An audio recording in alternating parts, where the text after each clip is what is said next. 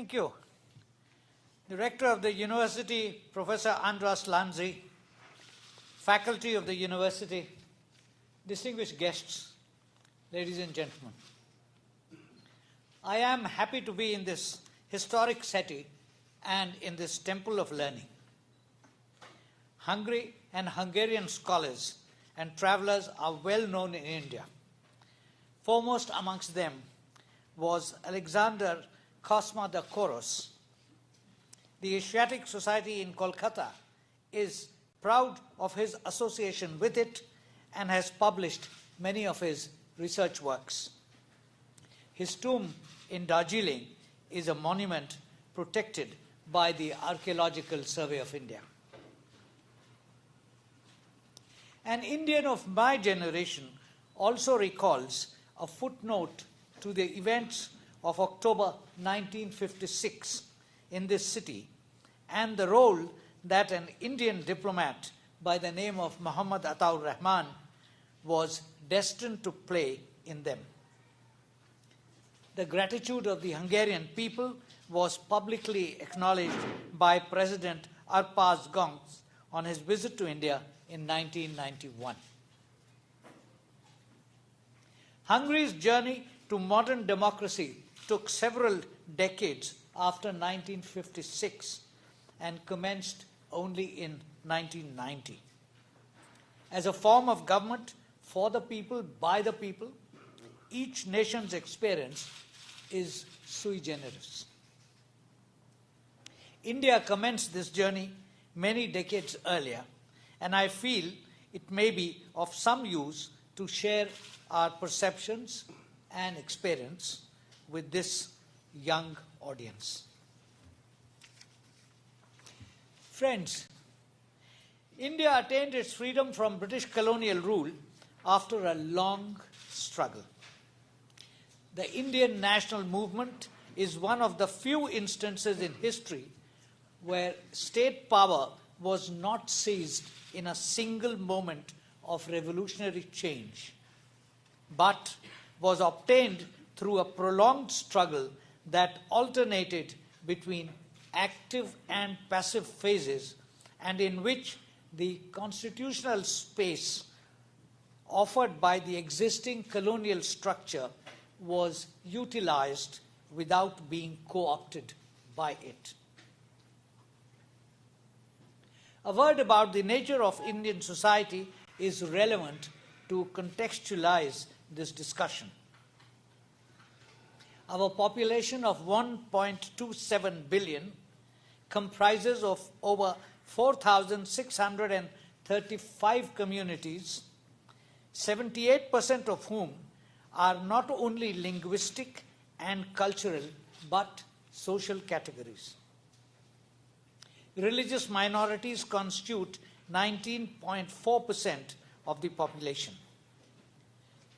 Much of this is reflective of our cultural past.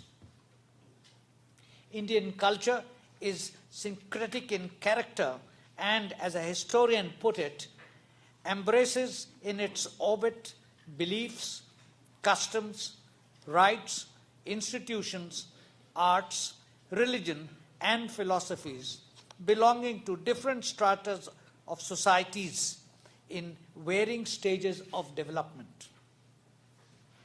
It eternally seeks to find a unity for the heterogeneous elements which make up its totality.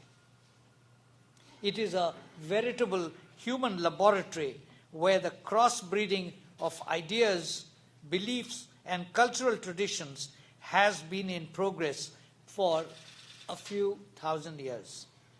The national movement recognized this cultural plurality and sought to base a national identity on it. Thus, well before the actual attainment of freedom on August 15, 1947, our people were prepared psychologically and ideologically for self-rule in a democratic format. This was spelt out in the Objectives Resolution of December 1946, stipulating that all power and authority of independent India shall be derived from the people and would guarantee some basic rights to citizens. The principles enunciated in this document were amplified in the Constitution of India of November 1949 and made operative in January 1950. It stipulated universal adult franchise. Its basic principles were summed up in a brief and pithy form in the preamble. Its sections on fundamental rights and directive principles of state policy made it a socio-economic manifesto. In other words, the superstructure of a democratic polity and a secular state structure put in place in modern India is anchored in the existential reality of a plural society. The first general election was held in 1951. 173 million citizens were qualified to vote. Of these, 44.87% exercised their franchise. 1,874 candidates belonging to different national and regional parties contested. Then, more than 6 decades later, in the 16th general election in the year 2014, the size of the electorate had increased to 814 million. The voting percentage had gone up to 66.4%, and of these, 67.9% were women and 65.6%, I beg your pardon, 67.9% were men and 65.6% were women. The number of contestants was 8,251. The institutional structure for the preparation of electoral rolls and for the conduct of parliamentary and state assembly elections is the responsibility of the Election Commission, a constitutional body whose members hold office for 6 years and cannot be removed except by a process similar to that for the removal of a judge of the Supreme Court of India. Our electoral system, commonly known as FPTP, or the first past the post system, is a single member district, simple plurality system in which voters over the age of 18 years since 1989 cast a single ballot to choose a single representative to the lower house of parliament or the state assemblies. The candidates with the largest number of votes, even if only a plurality, getting elected to represent the constituency. India is unquestionably the world's largest democracy. Its singular merit lies in its success in providing space for political contestation and an opportunity for the articulation of a variety of claims. This has facilitated accommodation of groups and regional demands in a complex quasi-federal polity. Our people at all levels of society have imbibed the democratic process enthusiastically, and through the amendments to the Constitution in 1992, extended it to the municipalities and village councils, or what we call panchayats. The democratic process has brought about a shift of political power from the middle and higher castes and classes of urban society to backward classes who are now politically the most influential ones in the country. They have won reservations for themselves in legislatures and government services, as were accorded to the scheduled castes and scheduled tribes after independence through constitutional provisions. There are few examples in recent history of such a conspicuous shift of political power involving such a huge mass of population taking place in such a short time almost without any violence and in a democratic way. This is one more example of the miracles that democracy can create. So, ladies and gentlemen, there is much to celebrate, much to be proud of. At the same time, living societies also introspect from time to time, recall their foundational principles, and assess the work still to be done. These, in India's case, are inscribed in the preamble and the text of the Constitution. They were amplified in the concluding statement of Bhimrao Ambedkar, the man who chaired the drafting committee, and I quote him. On the 26th of January 1950, we are going to enter into a life of contradictions. In politics, we will have equality, and in social and economic life, we will have inequality. In politics, we will be recognizing the principle of one man, one vote, and one vote, one value. In our social and economic life, we shall, by reasons of our social and economic structure, continue to deny the principle of one man, one value. How long shall we continue to live this life of contradictions? How long shall we continue to deny equality in our social and economic life? If we continue to deny it for long, we will do so only by putting our political democracy in peril.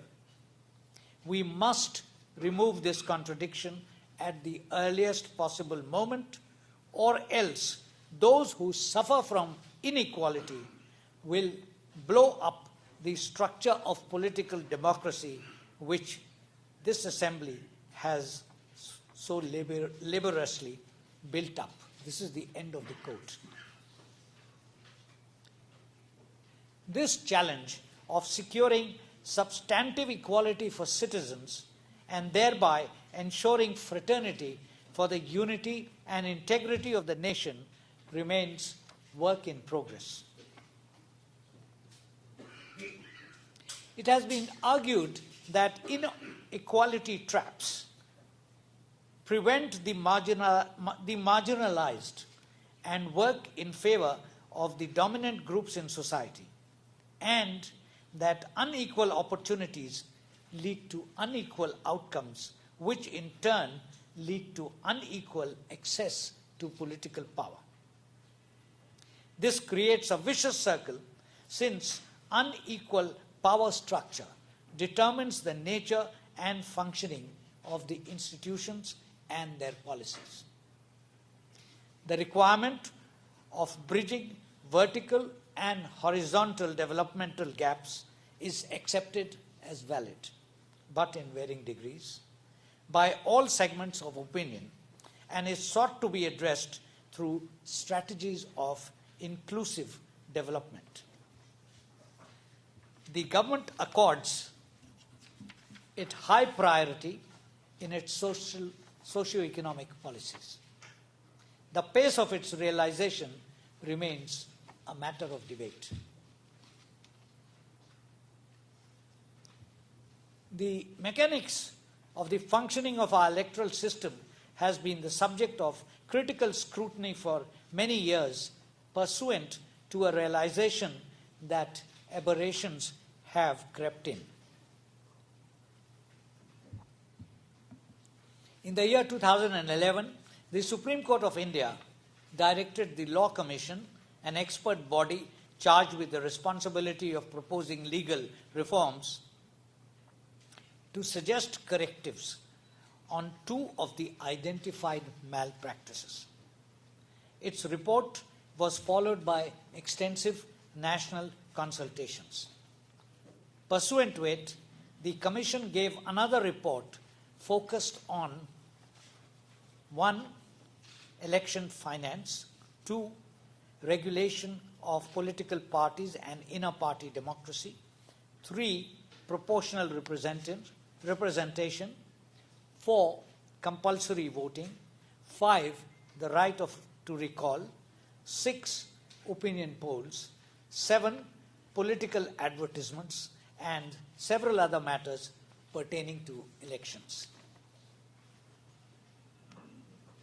On the state funding for elections, the Election Commission of India is of the view that unless radical reforms are carried out in election campaign and political finance, state funding should not be allowed, as it will not be possible to prohibit or check a candidate's own expenditure or expenditure by others over and above that which is provided by the state. A critical question about the first-past-the-post system of elections relates to the representativeness of the elected representative. In the 2014 general election, only 117 of the 539 winning candidates in the House of the People secured 50% or more of the votes cast. This, in the context of the overall national voting percentage of 66.4, makes evident the actual representativeness of the elected member of parliament. One study shows that it was 31%. On the other hand, the first-past-the-post system has the merit of being uncomplicated, since it uses single-member districts and candidate-centered voting, and gives to voters a clear choice between candidates and parties. For this reason, the Supreme Court of India characterized it as having, and I quote the judgment, the merit of preponderance of decisiveness over representation, end of quote. On the other hand, this system produces a discrepancy between voter share in results. It also results in the exclusion of small or regional parties in the legislature. This is accentuated by the unequal presence of the weaker sections, especially women and minorities.